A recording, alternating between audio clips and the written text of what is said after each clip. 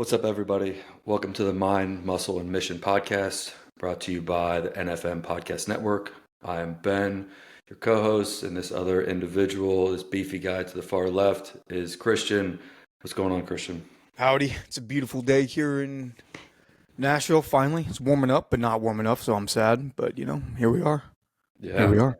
And today we have an honor to bring in Matt Weaver. Matt Weaver, I've heard him talk about some procedures that we're going to get into, and he's active duty, soon to be medically retired, Special Forces combat medic. Great individual, and looking forward to it, Matt. Thank you for coming in. Yeah, thanks for having me, guys. Really appreciate it. Looking forward to the conversation. Yeah, For sure. absolutely.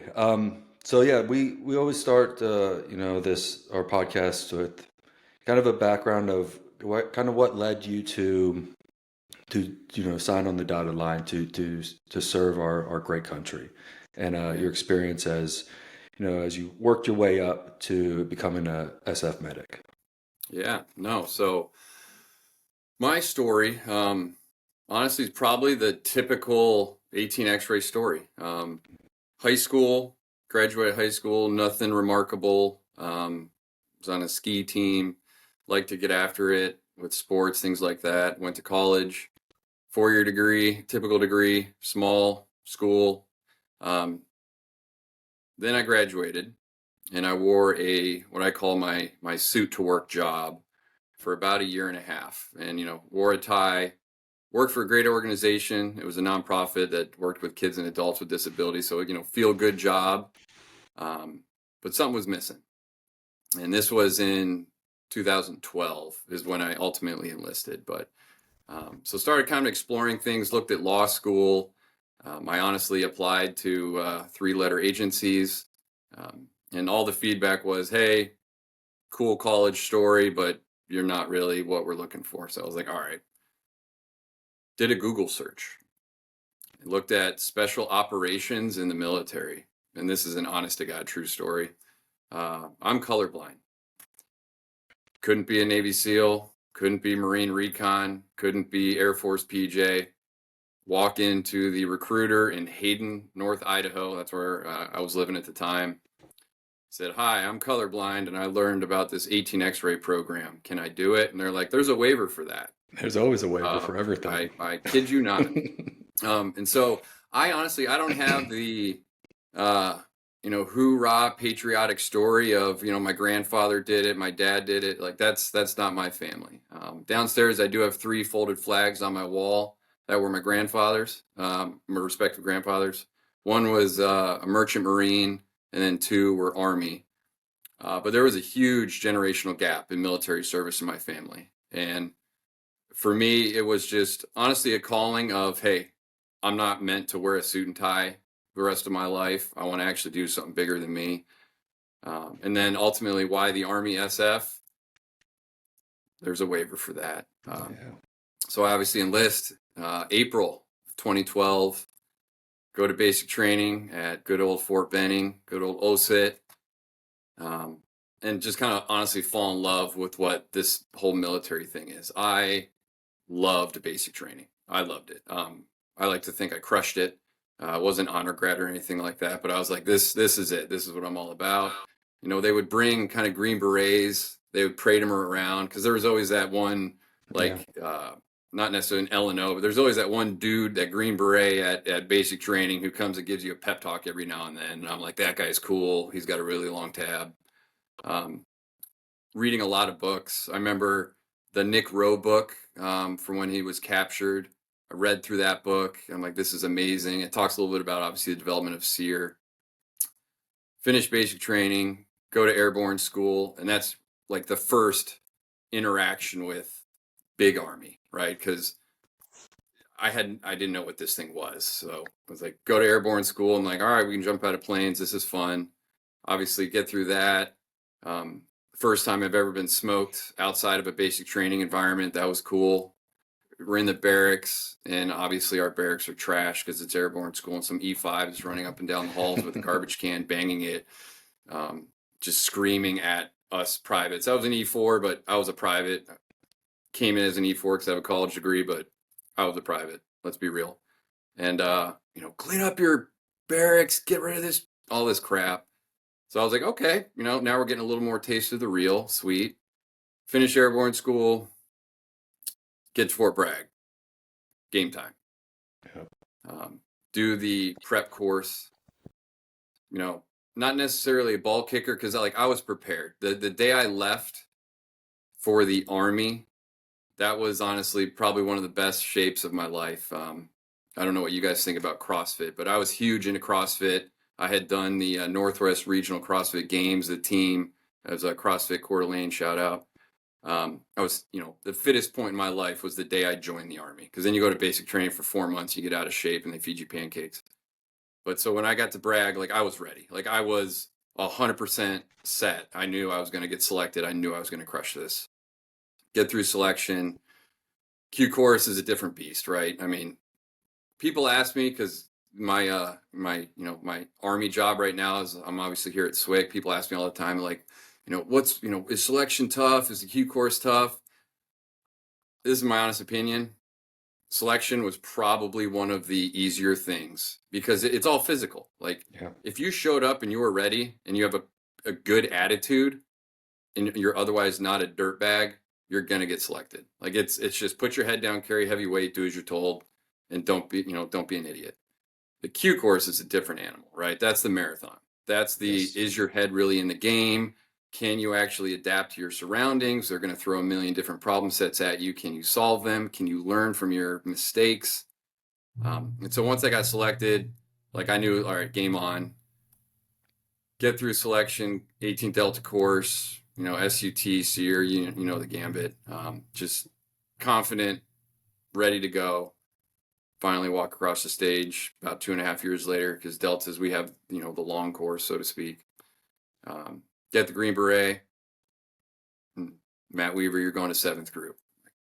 All right, game on. Get to 7th group, 2016.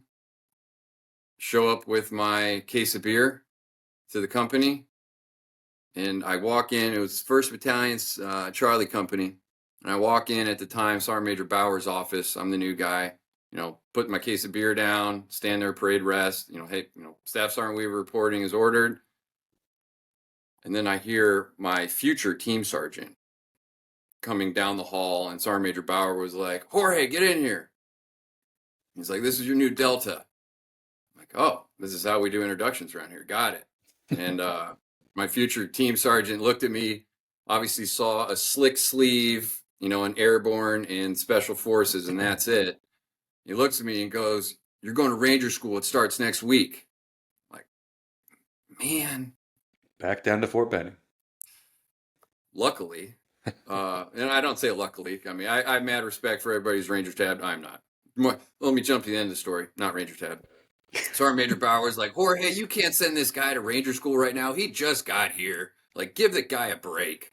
That must have been a great thing to hear. Just because there's stories about these mythical SF sergeant majors and these mythical team sergeants, right? And to have my team sergeant be like, "Pack your bags, you're going to Ranger School," and then Sergeant Major, who was a formidable dude himself, a bald dude, fierce warfighter, barrel-chested gorilla, to have what I interpreted as not sympathy, but humility and wait a minute, that he made a logical decision. Yeah, let the guy unpack his house. Let the guy get some team training. And I was like, all right, this is going to be good. But that was my intro to 7th group.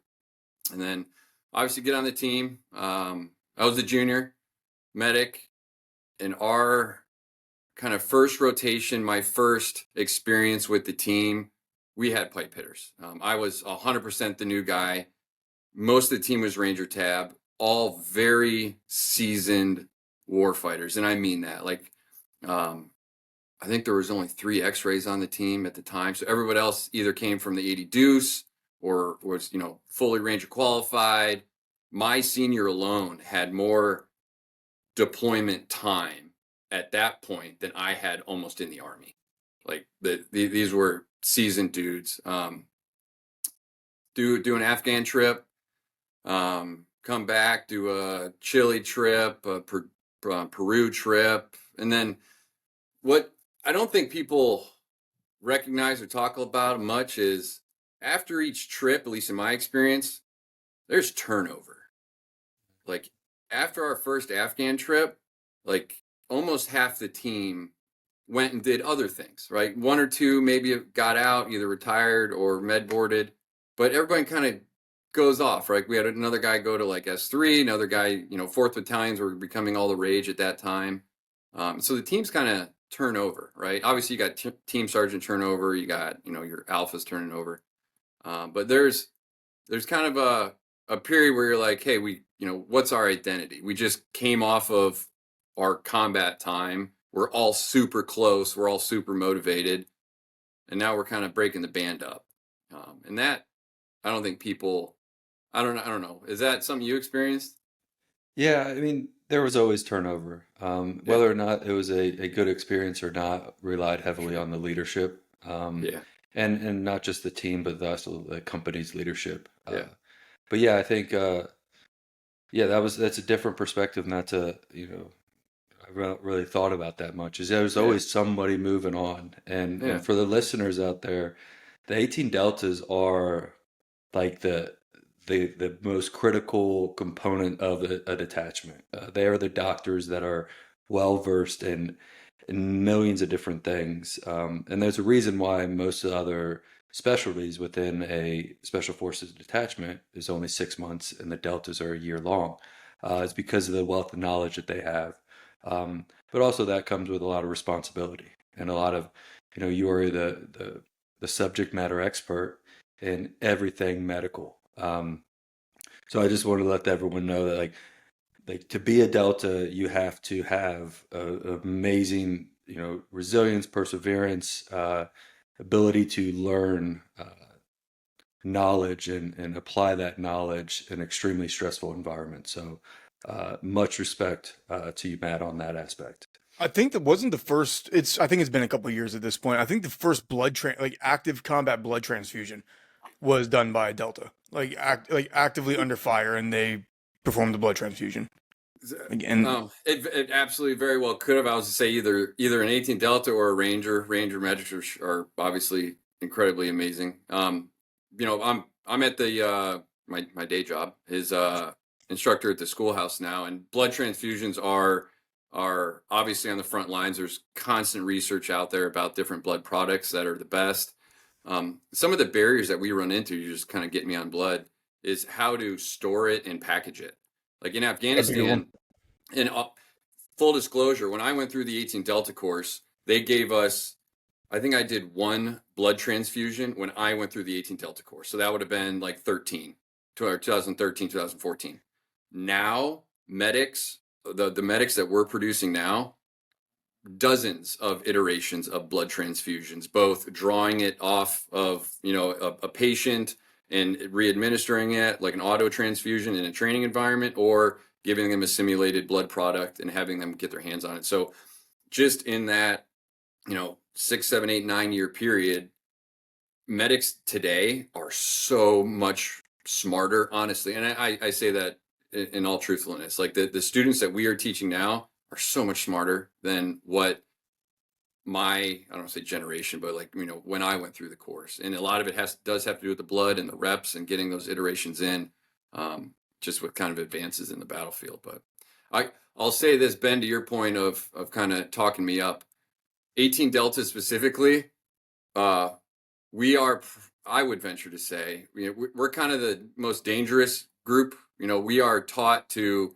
be a, jack of all trades, not necessarily master of none. But if you ask us a medical question, like we are going to go do all the research and become a subject matter expert on it. And we're not going to, I did a lot of team room medicine, as I'm sure you've kind of experienced with some of your deltas. It's not uncommon I still have it. I won't name drop, but my Bravo called me about a month ago because he had a toothache. And I've been off the ODA for 4 years, but that's just kind of the way it goes. But Yeah, I spent 6 months in the Delta course, and I there was you go. so I was a glorified Echo communications guy. Kids, not kids, soldiers who fail the Delta course or SOCM I tell all of them this. If they're an SF candidate, this is what I tell them. You are going to be one of the best assets on your team because you're going to be fully MOS qualified. You know, like for you, you were an Echo, but your entire time at the SOCM course, yeah, I get it. You failed a test. I would use you as a, Delta 3 kind of thing. And we had that on our team. Our Echo got almost all the way through like 80% of the SOCM course. But when it came to like IVs, basic CLS, basic T-Tri-C, he was my go-to guy. Like he could do everything and I could trust him to do it. So, I know you're probably bumming that you didn't make it through, and maybe Echo, you got to go carry the heavy batteries, but anybody out there who is thinking about going SF, and if you don't make it through one of the MOSs and you're otherwise a good person and then you get fully qualified, like that's an asset. Like you're a multi-tooled athlete right now. And at least that's how I view it. And that's what I tell the students who go through who fail. I'm like, as long as you're a good person, you're otherwise trainable, you just got 6 months of free medical training that you can go be an asset on your team. So is it transferable once you get out? I'm assuming some of the qualifications might, at least the knowledge is a very transferable skill. Sure. No, absolutely. So today's 18 Delta comes out with a paramedic, a National Registry paramedic certification. So that's, a one for one. You can walk into any fire station or municipality, say, hi, I'm a paramedic. The other aspect and skill set that we have, so like the surgical specifically, so like the amputations, the wound debridements, the delayed primary closures, the anesthesia, doing like TIVA, total intravenous anesthesia, nerve blocks, which we're going to talk about. That's a skill set that we have that there is no comparable medical level in the civilian world, because all we have is paramedic. But then when you tell them we can navigate ORs, we do amputations, that's surgeon stuff, right? That's Yeah. board certified surgeon stuff. And so when we walk into a hospital, and we run into this in a training aspect with our students, we're taking this 22-year-old person who's fully medic trained and say, here, go do a month in a hospital. And they're like, oh, is this a nurse? Is this a medical tech? It's like, no, no, no, no. They can intubate, they can administer all the drugs, take them to the OR. I remember my training, I delivered 4 babies. I did 5 gallbladder removals. We have kids do trauma surgery on training iterations. And so there's no civilian equivalent. And we kind of jokingly say, and even our medical director will say it at sometimes, like it's a PA with nurse skills and surgical skills. But when you just look on paper, we're paramedics. Honestly, I didn't know that y'all could do all that. I mean, Yeah. See? I assumed not to say the basics, Yeah. but the immediate casualty care, but deliveries, Yeah. surgeries, anesthesia, that's insane. I guess the elevator pitch for an 18 Delta specifically is, in an austere environment, we are oftentimes the sole medical provider. And so when you think of every injury or illness you've ever had. You've had the common cold, you've had strep throat, you've had eye infections, you've had skin infections, you've cut yourself and needed sutures. We do all of that plus trauma. And it's oftentimes we do find ourselves in those environments where we are the only medical provider. I mean, in Afghanistan alone, I treated more like sick Afghan kids than I ever did trauma patients. And that's just the reality of it. Like we are heavily trained in trauma, but I don't have a number for you. I'll just make one up and say 90% of the medicine that we actually do, that I did, was clinical medicine on sick people. And then you can kind of get into the kind of relationship building aspect of it, right? Like if we want to go into a village and we're talking to people, right? It's easy to send the medic, be like, hey, go get your aid bag, go, help that kid. Or if you're, the intel side of what we do, it's great for rapport building to have a medic who's capable of treating that clinical stuff, and it just gets your foot in the door. It's all those hearts and minds. Yeah, exactly. Oh, By, with, absolutely. and through. Sometimes we got to work with the bad guys. Sometimes we like to work with the good guys. Hearts and minds are going to keep us alive a lot easier than the others. Yeah, Sure. absolutely agree with you. So you're in the process of medically retiring. I am. And um, as we focus on, one of the avenues that we try to focus on is veterans and their time of the medical retirement, and Yeah. not just the physical component of that, but mostly the mental side of how have you navigated the transition, of knowing that it's coming, right? The Yeah. traumatic event of no Yeah. longer being in the military, Yeah. and how are you kind of preparing for that? No, I love that.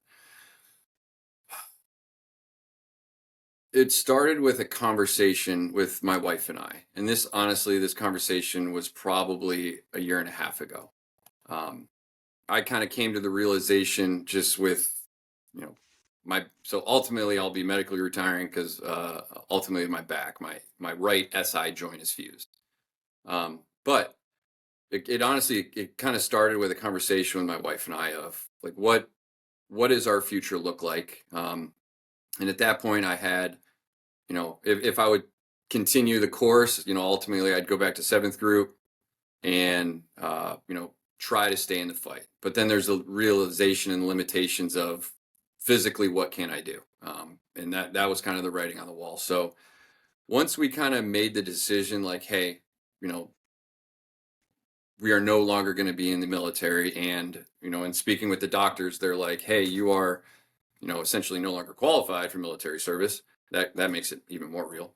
But then we tried to do what I think everybody else tries to do. We tried to plan everything out. I reached out to the SOCOM Care Coalition. I went to their brief of, hey, if you're ETSing, retiring after 20 or medically retiring, here's the timeline. And this was honestly a year and a half, 2 years ago. And I actually still have, this is the timeline that they give you. Yeah. I look at it every day to see where I'm at. I'm not kidding you. And so we kind of planned out our timeline of like, all right, what are we doing? Where are we going? Huge planner. I'm a big Excel nerd. The joke of 18 deltas being the nerdy S1. I'm that guy. And so we planned everything.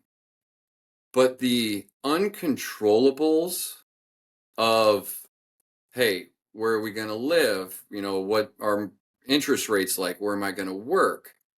That stuff adds up. And it doesn't matter how many transition classes or courses you do, whether that's through the military or the numerous amazing nonprofits that are out there that help you through the transition, there's always going to be a void that is challenging to fill. One of the things, honestly, that I currently struggle with, so I'm doing a internship with the Operator Relief Fund that I know we'll kind of dive into. But going from, a senior 18 Delta on the team, having the boys, having the ODA, deploying to a SWIC position where it's honestly, and I don't, did you ever do SWIC? I did not. Okay. So I think SWIC gets a bad name. It's obviously completely different than ODA life, but working at least in the 18 Delta committee, like each respective committee, it's a team room. Like it's therapy. You're back in the team room. You have a different role, right? We are not getting ready for combat. We're getting others ready for combat.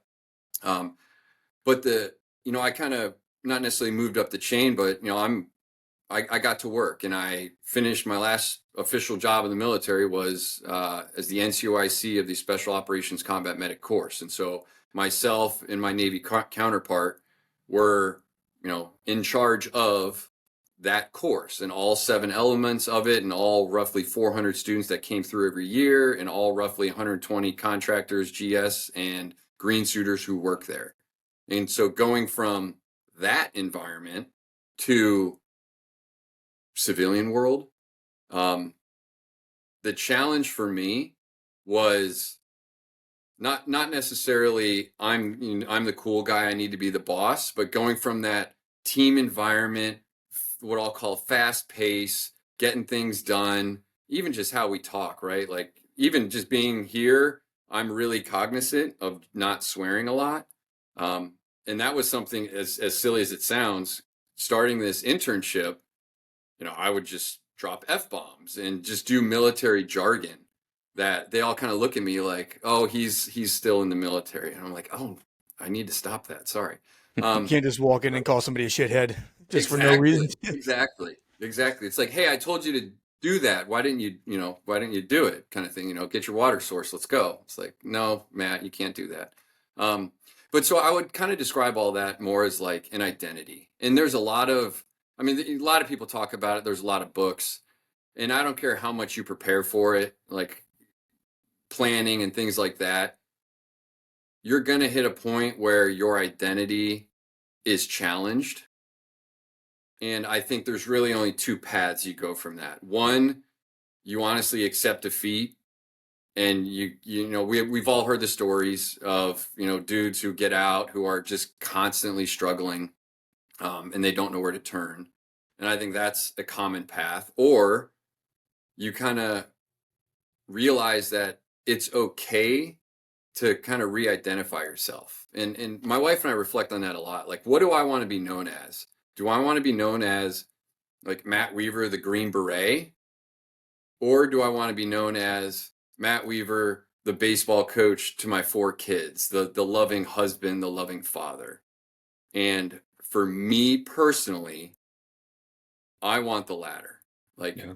if my kids, when they're old, and when my kids are married and I have grandkids, if my grandkids are like, hey, Grandpa Matt, you were a Green Beret once, right? I'll be like, cool, yeah, I was. But what I think more for my kids to remember me as is like, he was a good dad. He was Yeah. there at my baseball games. And I don't mean to sound cheesy, but that's kind of where my identity is now. But it's hard to let go of the former. Yes, it is. It is. And I mean, I just medically retired December of last year, and that was, it's still a, for lack of a better struggle of Yeah. letting go of that mentality, that philosophy. Yeah. But I think you're on the right track, right? You can do two ways. Is my identity is lost and I don't know where to find it, or let's redefine. Let's look at it as an opportunity to keep what I learned and Yeah. experiences that I've gained, but move into what my new identity can be, what I've Yeah. always wanted. And I know, Christian, you've been out for a lot longer.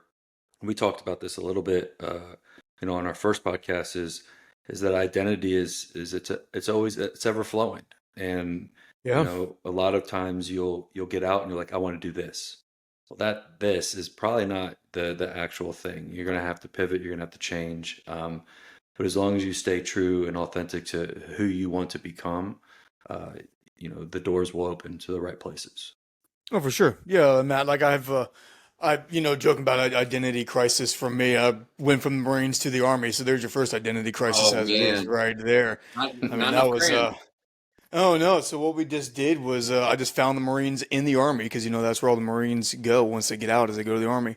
So Yep. then getting out again after, and it's been almost a year and a half. It's almost been 2 years now coming up. It's still heavy. I mean, I thought about this the other day. I was like, crap, man, I miss being in.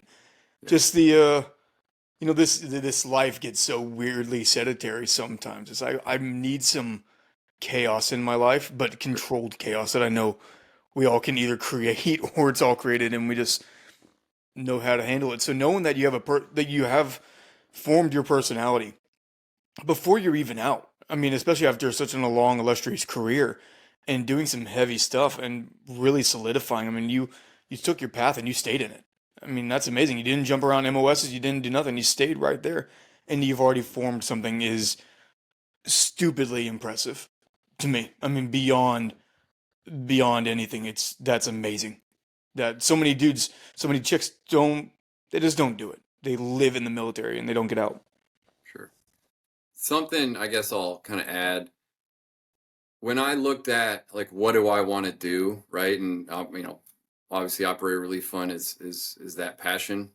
I really reflected on what did I enjoy most as as a Green Beret. What did I enjoy most about being in the Army, and what can I pull from that? And what, for me personally, what I've identified as cheesy as it is, and my wife will tell you the same thing. Like, I genuinely enjoy helping people. You know, medics, we help people. And so the fact that I was able to get that knowledge, to actually help people in time of crisis and in time of, medical need, that's what I genuinely loved. And so that's what I kind of grasped onto when I was looking of, hey, what do I actually want to do? Where do I want to align my passions? And that, what I'll call character trait, is not unique to the military. Like, I can be helpful to people outside the military. I mean, obviously.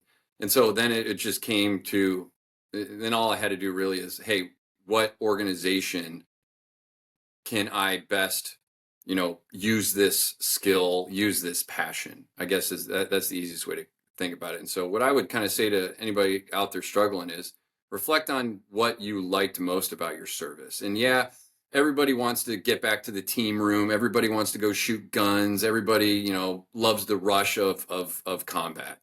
Got it. Check Raj. Unless you're going to go do a, military experiential thing for civilians, like that's may not be feasible. But figure out, like, what did you really like about the military? And I guarantee you there's going to be one or two things, whether there's values or there's passions, that you could pull from that you can then match to the civilian world. I mean, the easiest cliche with 18 Deltas is we invent a medical object. We make a new occlusive dressing, or we make a new tourniquet, and then when we get out, we go work for a company that makes medical products. If that's your passion, cool.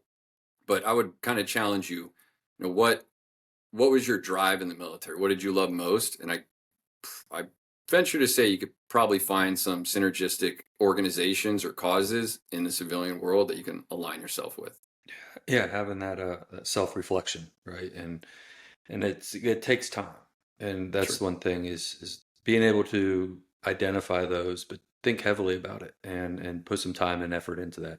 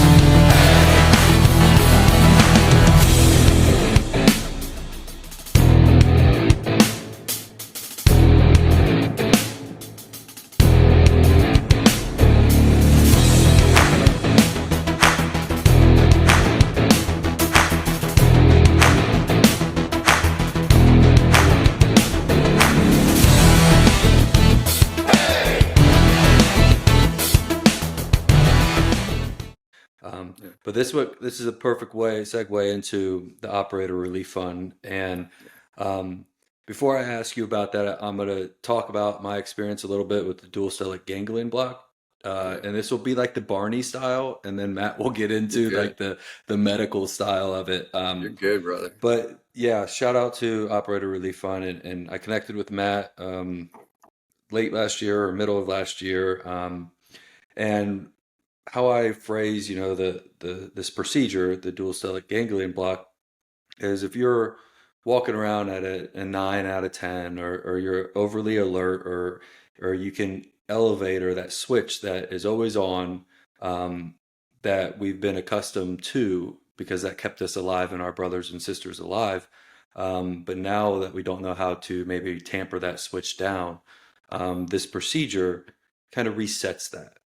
And it resets it to the point where you now can create new habits and healthier coping mechanisms than, losing your temper, or having some outrage or outbursts. But I know you've gotten it a couple times. Can you just talk about, like, kind of why you decided to do that? What was Yeah. the decision, and your experience with getting that? Yeah, of course. So My story begins about 3 years ago. Um, my time at seventh group, was amazing, and I kind of shared a little bit about that. But for almost my entire time at seventh group, my wife and I were in marriage counseling. Um, we had identified some gaps in our marriage, right? And looking back, I know exactly what they were, but we were kind of in the foxhole together, saying, "Hey, there's something off in our marriage." And so we had done marriage counseling through the Military Family Life Counselor Program at seventh group, um, and it was great, and I have nothing bad to say about it. But ultimately, it wasn't what our marriage needed. And I'll explain why here in a moment. So then I obviously PCS to Bragg, and I'm doing SWIC, and I see a marriage retreat flyer kind of come through our inbox, and I sign us up, and it was from the All Secure Foundation. They do camp home fronts, and I sign us up, and my intention was like, "Hey, babe, there's camping in Southern Pines, and it's a retreat. So you are going to think I'm putting forth some effort into our marriage, and you are going to get off my back." And that's genuinely why I signed up. I go to the retreat. For those of you who aren't familiar with All Secure, but it's a great organization that works with, they're obviously focusing on post-traumatic stress. And so we get there, and it's Tom Satterley and his wife Jen, day one, first speaker, talking about post-traumatic stress. And I'm like, "Nope, this ain't me." I look over at my wife, and I'm like, "Sorry, babe, I did not know this is what it was going to be. Like, would you like to go? Like, we don't need to sit here for 2 days for people to, do sob stories about post-traumatic stress." I was like, "This isn't me." And she looks over, and she goes, "They just described you." All right. Well, You got my attention, babe. I'm like, all right. So we sat there, and it was speaker after speaker kind of articulating what post-traumatic stress is, what it could look like. And then they had organizations there with other kind of treatment options. One of them at the time, Operator Relief Fund. They had one of their main guys there, and they were talking about this Stella Ganglia block thing. And at the time, they were kind of joking about it. They're like, if you're an a-hole, this is the a-hole shot. And we all kind of laughed at that, because I think everybody unanimously, whether you have post-traumatic stress or not, at some point in your life, you can acknowledge that you might be a jerk. So we all kind of laughed it off a little bit, but that night, it honestly got real. So we do an entire day of what is post-traumatic stress, and hey, here's some modalities to do it. And they were signing people up for the dual stellate ganglia block, and they had explained what it is. And there was a line, and I'm just I'm sitting in the lawn chair at this beautiful venue with my wife right next to me. And she's like, "Are you gonna go get in line?" I was like, "Babe, this ain't me. Like, I don't have this problem. This isn't me." And broke, what got me out of the chair was, she kind of started reflecting on what I had been doing to the family. And that's kind of a gut punch. And walking around the house with what I now know was, I kind of call old Matt, post-traumatic stress Matt, raging out at my wife, raging out at my kids. I was the guy who would walk into my house, see laundry on the floor, and flip out. I would kick baskets. I was the guy who would come home from work, walk into my house, and then one of my kids was, had toys in the living room. Well, I'm picking up that toy and I'm chucking it. Just honestly, pure rage monster. And she was kind of explaining that to me. And that's when I was just like, okay, like we'll deal with what this actually is later. I will go sign up for the shot. Like, yep, guilt trip worked. So I was about to Uh, say, so at least she wasn't just kind of grabbing you and shoving you out of the chair. Just like, no, no, you're no, going right. That you no, don't got a choice in that one. no. And to her credit, like she was crying. Yeah. And I'm trying to hold back myself, but like you're like she was crying. And that was kind of the trigger of this is real. Like this is my wife who is making not necessarily a last ditch effort, but making an effort to communicate to her husband, like, hey, Matt, you have a problem. And that guy over there at that table has I don't want to necessarily say a solution, but has something that you could get help with. And so I signed up. I signed up that month. I went down to one of our partner providers. It's down in Tampa, Florida. I flew down there. Day one side, day two, the other side, day three, I flew home, operator relief fund, paid for everything. Looking back, because that was November of 2023 is when I got my first round. Looking back, the day of, procedure one was honestly the hardest part of my mental health journey. And I'll tell you why. Up until that point, everything was very remote, right? Like I signed up on a piece of paper, I'm filling out forms, like this isn't real.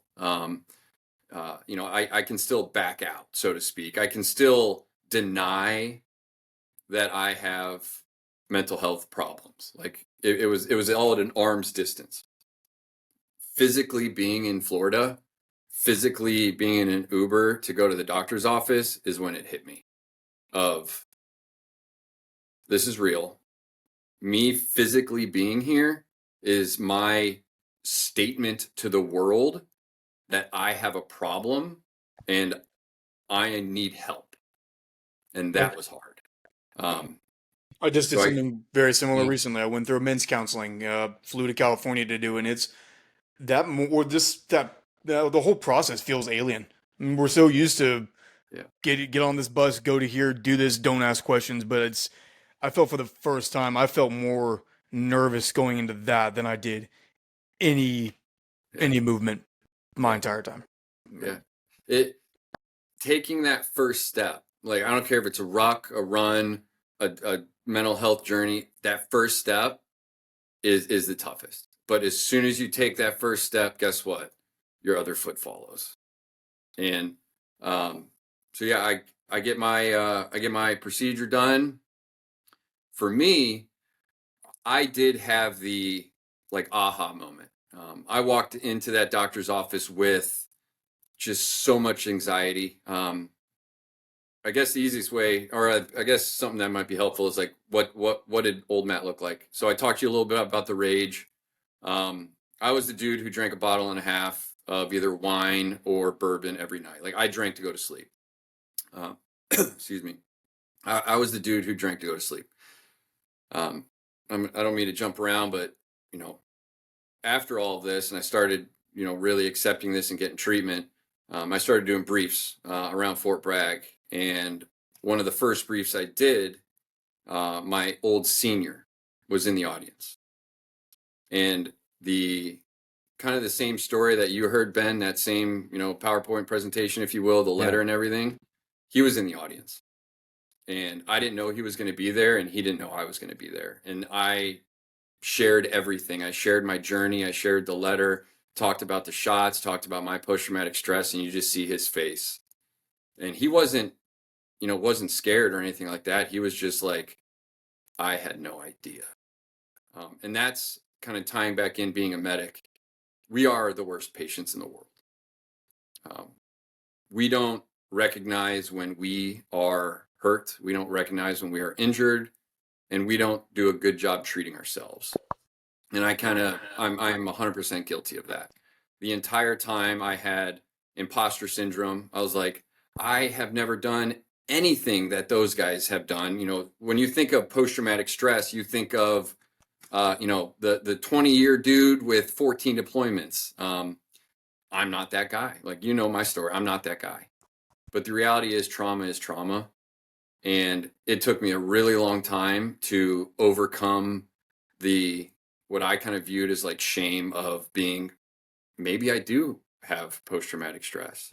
And then obviously coming into the program and med boarding, like, yes, I have a official diagnosis of post-traumatic stress. And guess what? It's okay. It's Yeah, okay. and like you were saying, I mean, when you see your doc hurting, I mean, everybody loves doc. No matter what, Air Force, Marines, Army, Navy, your doc is your doc. I mean, they hold weight above everybody, and to see doc hurting, I mean, like you said, you're not allowed to. I Yeah. mean, crap, your doc goes down. What do you? Everybody's lost to the wind at that point. Yeah. But you're admitting that you have these issues, so guys can see that, guys and gals can see that, and they'd be like, I can actually say that I'm not cool right now. And so, yeah, Yeah, I mean, I it's think amazing that you're doing it. the stigma behind PTS is on a pedestal of, Yeah. not everyone has it, or some people have it, some people don't. It's varying degrees. Well, like you said, trauma is specific to the individual. Um, and one thing my experience was when I went up to Reset Clinic in Cleveland, Ohio, to get this procedure done, is the nurses there. They're like, yeah, I've gotten it done. And that I was like, I looked back and I was like, wow, like the procedure helps any sort of trauma that an individual is experiencing. Um, so I think I love the fact that uh, this is out there for individuals. At whatever degree that you've served or if you've never served, it's still available procedure for that. Um, and it's so easy. I remember talking to Matt earlier, about a month and a half ago. I was like, he was walking me through the procedure, and it's the easiest procedure you can imagine, and it's really quick. And that was the experience I had, and just being able to be a little bit more calm and relaxed Yeah. was something that I didn't know was possible. So that's what, thinking about this podcast, I knew that to get this out there, to get under people to understand that there are procedures out there that can help. We're not stuck. We're not stuck in this PTS bubble. We Yeah. have to learn to live with it. Yeah. However, there are procedures out there that can help. Yeah. And just to kind of capture, and I'll kind of go nerdy 18 Delta for a moment. Yeah. Disclaimer, I'm not a doctor, although I stayed at Holiday Inn Express. The comments you were saying, Ben, about walking around at that 9 or a 10, right? That's a real thing. It's called our sympathetic nervous system.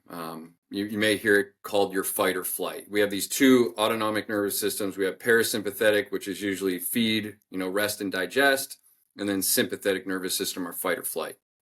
So when you say you're walking around at that 9 or 10, that's your sympathetic nervous system, your fight or flight just activated. It's a good thing. It's what makes us the highest on the food chain. In a military setting, in a combat setting, when the bullets snap, sympathetic nervous system takes over. You focus, you identify the threat, and you go to work. When you're sitting at home, somebody knocks on your front door, you perk up. Your sympathetic nervous system takes over. You identify, oh, is that the mailman, or is that the pizza getting delivered, or is that somebody trying to kick in my door? That's your sympathetic nervous system kicking in. That's a good thing. What we see with post-traumatic stress and TBIs, because those are kind of not interchangeable, but there's a lot of commonalities in symptomology.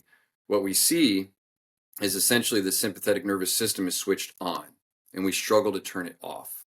And so if you were to take, individual A with post-traumatic stress, individual B with post-traumatic, or with no post-traumatic stress, give them a stressful environment, well, the individual with post-traumatic stress is going to stay higher longer, and they're not going to have that regulatory system that kicks in to bring them back down. That's where a stellate ganglion block comes into play. So stellate is a fancy word that means star. Ganglion is just a medical word that means a bundle. So we have a star-shaped bundle of nerves that sit about right here in our neck. And when they perform a block, which is just an injection of numbing medicine And in our program, we do the dual, so both the right and the left side. When they numb the nerve or perform a block, you get what we would kind of call a reset. And it is helping to alleviate post-traumatic stress symptoms for an extended period of time. We had a study done about a year ago that we were able to see anywhere between 6 to 9 months of symptomatic relief. And it's a tool. A stellate ganglia block is not a cure for post-traumatic stress, and it's going to wear off. However, you got to look at kind of what your priorities are, right? Do I want to use pharmaceuticals? Okay, that's great. That's not what I want it to do. And so a stellate ganglia block is kind of in the realm of those other modalities.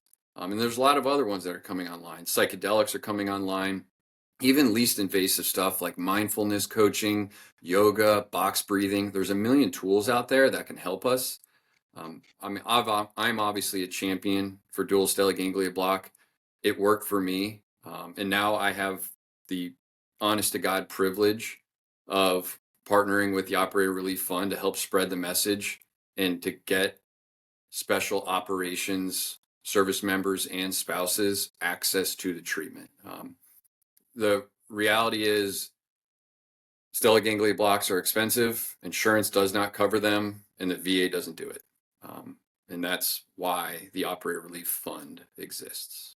But Do you see now that do you know of any other nonprofits or programs that are offering that to non-special operations, or do you see, and then the second part is, do you see the VA adopting that? Because I know Bragg does the single one, uh, yeah, and do you see that in the future? Because I think that I agree with you, it is probably very expensive, so you have to start small, but do you see it expanding to conventional forces, and then you see it being adopted by the VA?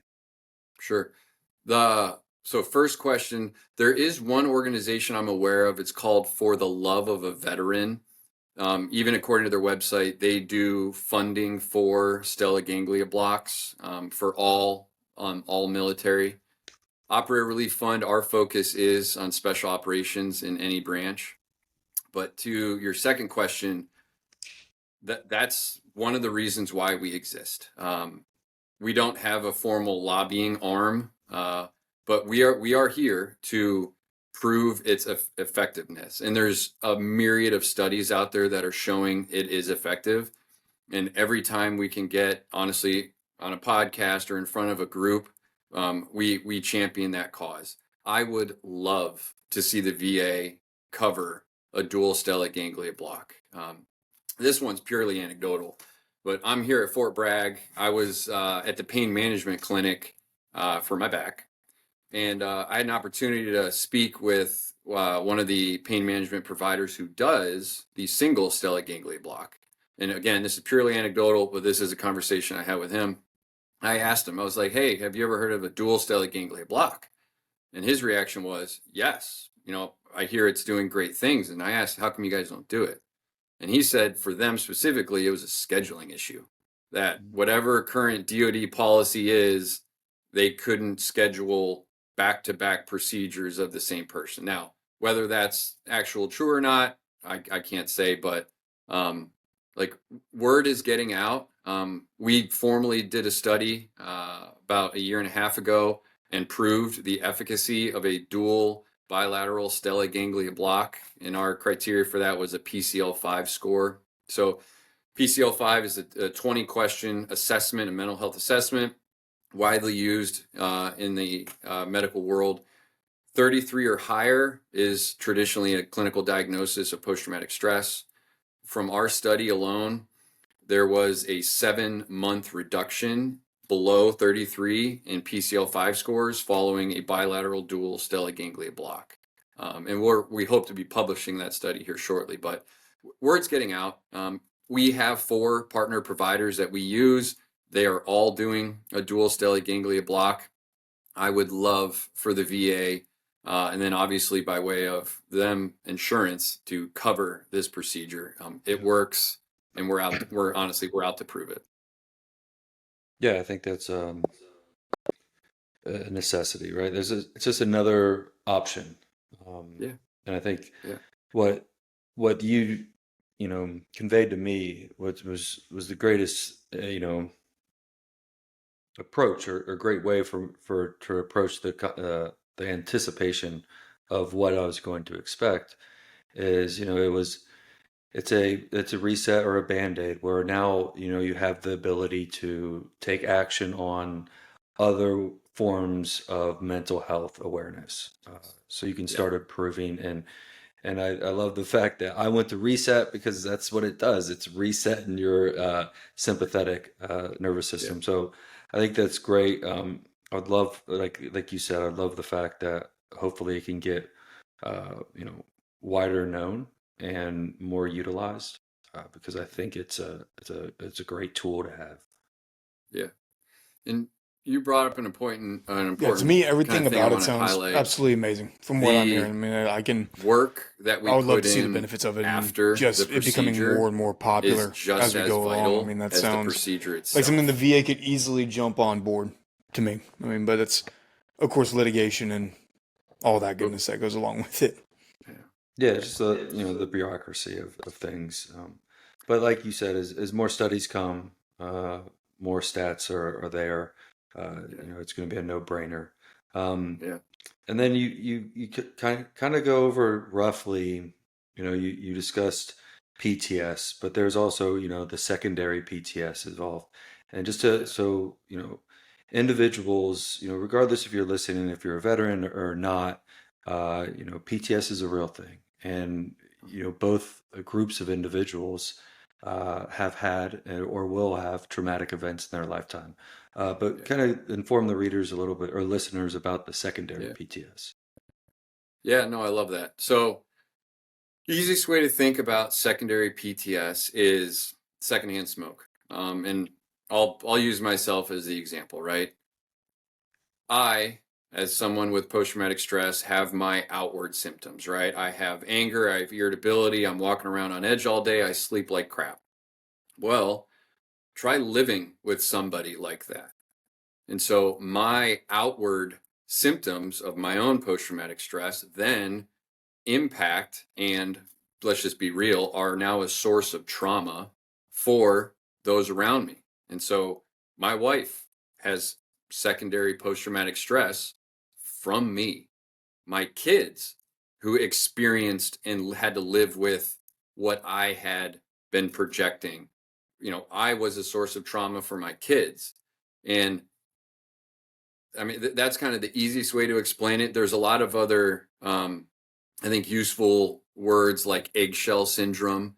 That's something you see very common with spouses and family members when they describe what it's like to be around somebody with post-traumatic stress, walk around on eggshells all day. And my wife will share this. And I know obviously I've kind of shared a little bit of the letter, but I had my wife write me a letter. Um, and I had her write it about 6 months after my procedure. And what I had asked her to do, because this was all part of kind of like my healing journey, I said, babe, I was like, I was like, would you write what I was like and what did you go through when I was, at my worst? And so she kind of wrote a few notes. I'll share one or two of them with you now, but this to me is kind of a pretty good explanation of what is secondary post-traumatic stress. And so it says, at first you were withdrawn from me. You stopped smiling and laughing, so much more serious, loving still and affectionate to the kids, though much shorter in temper. You were moody. You would get angry over the smallest infraction of the rules, screaming at the kids, yelling at the kids for simply being kids. You stopped caring about holidays and birthdays and anniversaries, only acknowledging it not to fight, and barely even then. So, I mean, that's what my wife wrote about me. Um, and so if you put yourselves in the shoes of my wife, that, the author of that letter, what is it like living with that other person? And that in itself is a source of trauma. And that's, you know, that's basically secondary post-traumatic stress in the nutshell of, you are experiencing the symptoms of in the trauma from others that you have to live with. But Yeah, yeah, I think PTS affects everyone that it's around us, yeah, and it's a thing that we all live with and we exude, and people are affected by that.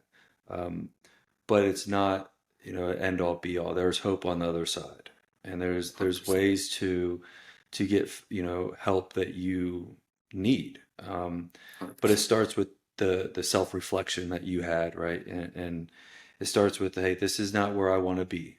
So I don't want to be angry for the rest of my life. Then we have to do Yeah, something about it. And having that again, self reflection is a necessity. So if you're listening yeah, and there's some traumatic event that you're handling, get help. There's help out there, and there's light on the other side of the tunnel. And also 100%. tell your family to get the help that they don't think they might not need, because that's what I'm going through with my wife. It's explaining to her that, hey, this is a lot that's going on, and you need to see somebody too, even if you don't think you do, even if it's just to bitch for an hour and have somebody sit there and listen to you with absolutely no judgment. Sit there and let that crap out. You got Yeah. to, Mhm. The, especially because we're all of us military are so easy to deal with because we're definitely not temperamental and don't have Yeah. yeah, any issues whatsoever. none. None. But what one thing I think I hope would help people understand mental health, and Ben, you kind of brought up stigma. We need to start approaching mental health as we would a bum shoulder or an ankle sprain, right? I mean, if you jack up your knee, you're like, ow, my knee hurts. I need to go see somebody smarter than me to fix this. And you get the help and you do rehab. Is your knee going to be exactly what it was before the injury? No, it's not. But is your knee going to be fully capable of being a knee? Yeah. That's the exact same thing when it comes to our brain and mental health. Post-traumatic stress is an injury. Trauma causes an injury to our mental health. It causes an injury to our brain. That's already been proven. There's a physiological response in our brain. Our cortisol goes up, our testosterone goes down, depending on, there's MRI studies that show physical damage to your brain. It's an injury. So why can't we treat it like that? Right? If something's off, and that's where I think, Christian, you're hitting the nail on the head. Sometimes it takes accountability from another individual. For me, I had my wife, right? My wife is excuse me. My wife is holding me accountable, and you go get help, right? It's an injury.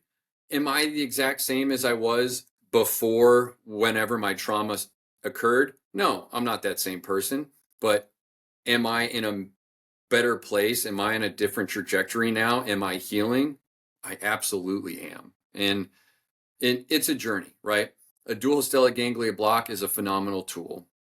The best way to approach it is it's a tool that gives you the time and the space to really start working on things. And just, with Operator Relief Fund specifically, we have an entire resourcing department that can help you identify counselors or therapies in your area. We have amazing partnerships with other nonprofits that can help you get into like functional health for women, get you into somatic coaching, get you into life coaching as well. It's the work that we put in afterwards, right? You have surgery, you have a meniscal tear. You're not just going to have surgery and then start running the next day. No, you're going to have months and months of physical therapy. Same thing with your brain. Same thing with your mental health.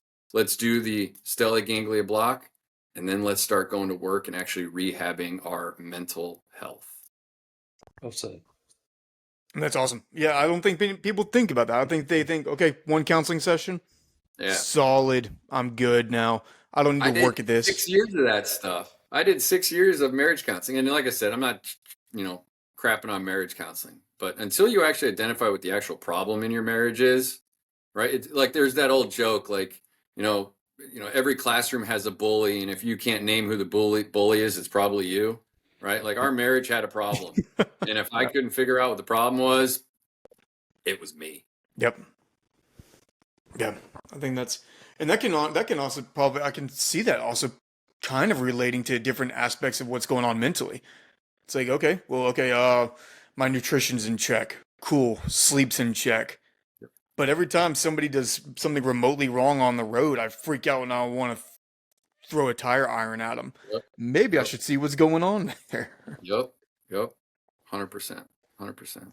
How are you feeling now that you're starting to get out? Is it kind of the realization of, oh shit, I'm fully accountable for every single action I take in my future at this point?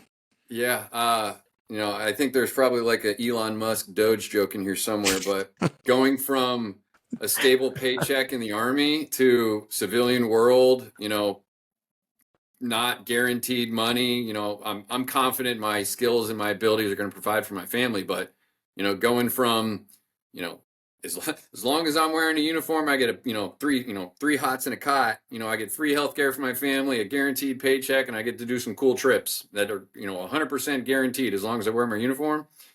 To I got to polish up a resume. I got to learn how to stop swearing so much and figure out what this whole language in the civilian world is.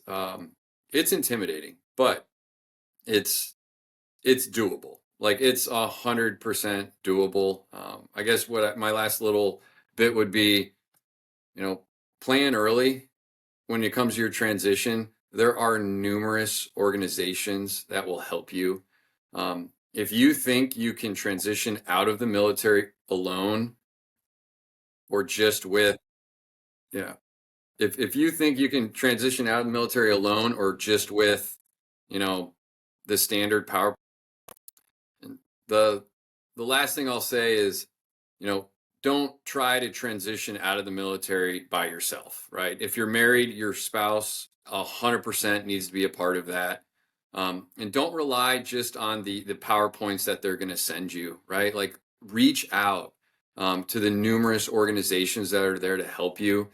You are not alone. You are 100% going to get to a point where you're like, I don't know what to do. I don't know how to identify myself. I don't know where to go. I'm telling you right now, it's okay to ask for help. And there are organizations out there that will help you. And so, we the three of us know exactly what a battle buddy is, right? You're not alone. There are Drop the people with your favorite, your most memorable military experience. I mean, it could be, let's not go full negative, but just like a one that is like you have a drink and you're just like, I got to tell this story.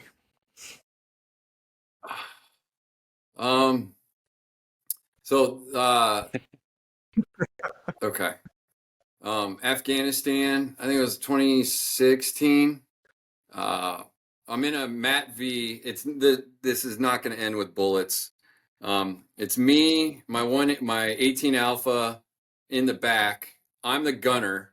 I have my team sergeant and then our uplift driving. This is at night. We're just driving between two. The road is just clearly glossed over from rain. We're driving, and I'm staring at the monitor, right? Not looking forward. All of a sudden, just imagine however big of a vehicle this thing is, front end just completely buries into what ended up being like a 5-meter deep by 10-meter wide hole. My face smashes into the crow system monitor. You probably can't see a scar, but scar, nose is going one way. My captain, because as soon as it happened, I just started bleeding all over my face. My captain is like, Jorge, Matt's face is all up. And I'm like, sir, I'm fine. Everyone check yourself. Everyone count your toes, wiggle your feet. We didn't know what the hell happened. We didn't know if it was an explosion. After the fact, we realized it was an old IED hole that had flooded from the rain that our Mat V basically took a swim in. But that was kind of a typical 18 Alpha. Kind of have a little I'm not obviously going to name drop him. However, little fun freak out moment, and then everyone else in the car is just like, hey, this is cool. We're good. Like, if the medic's not freaking out, nobody else should be freaking out. And that's kind of the rule of thumb that I'll kind of spread to everybody. If I'm freaking out, then something else has gone wrong. But if I've smashed my face in a crow system and I have a jacked up nose pointing the wrong way and blood coming down my face, and I'm still, hey, is everyone good? Everyone check yourself. Do a little self-aid. Everyone kind of take a chill pill. But it's almost like you wish you took a pop shot at that point, so at least you could count as a Purple Heart. That's what I said. Like, this story doesn't end with bullets, and I kind of wish it did. Blood. Well, we're not going to get into trauma, but yeah, yeah.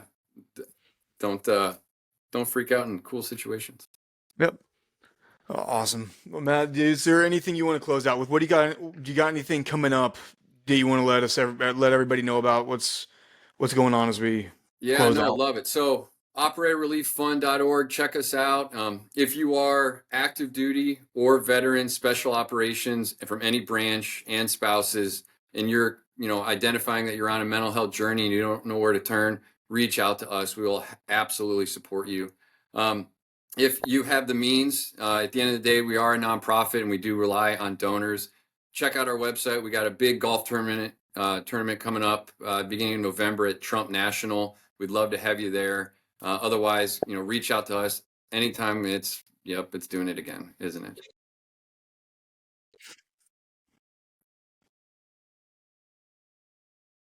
Damn, am I still here?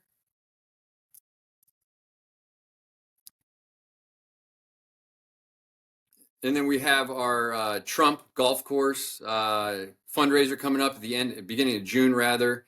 It's going to be at the Trump National Golf Course in Virginia. So if you have the means to kind of help support us through that, operatorrelieffund.org. But I really appreciate you guys taking the time. Anytime I can talk to veterans about mental health, to kind of spread our mission. Like, this is how stigmas are broken down. Literally 3 dudes getting on a podcast to talk about what's real. This is how you actually affect change. And I honestly want to commend both of you for launching this and getting me on here. It's you guys are part of the mission. You guys are honestly tip of the spear at changing how people think about issues that are. Thank you all very much. Thank you for listening to another episode of the Triple M podcast. And we are closing out, and we will see y'all next week.